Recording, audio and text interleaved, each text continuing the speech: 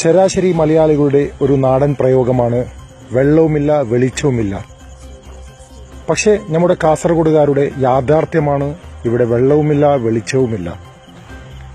ഞാൻ അൻകൂർ മുതൽ new bus stand ഹൈവേയിലേക്ക് ഞാൻ വന്നുകൊണ്ടിരിക്കുകയാണ്. വെളിച്ചം പേരിന് പോലുമില്ല. പക്ഷേ പുതിയ ബസ് സ്റ്റാൻഡിൽ ഹൈമാക്സിന്റെ ചെറിയൊരു പ്രഭവം കാണാം.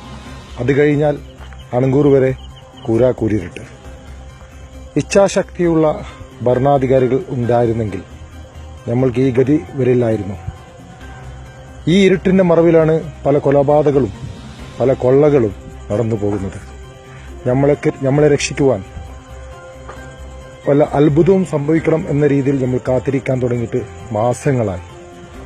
കമ്മീഷൻ വ്യവസ്ഥയിൽ കാര്യങ്ങൾ മുന്നോട്ടു പോകുന്ന നമ്മുടെ ഈ നഗരത്തിൽ വെളിച്ചവും വെള്ളവും കിട്ടാക്കനിയായി തുടരുന്നതാണ്. നമുക്ക് പ്രാർത്ഥിക്കാം, പ്രയത്നിക്കാം. നല്ലൊരു കാസർഗോഡിനായി GHMന്റെ കൂടെ എല്ലാവരും സഹകരിക്കുക.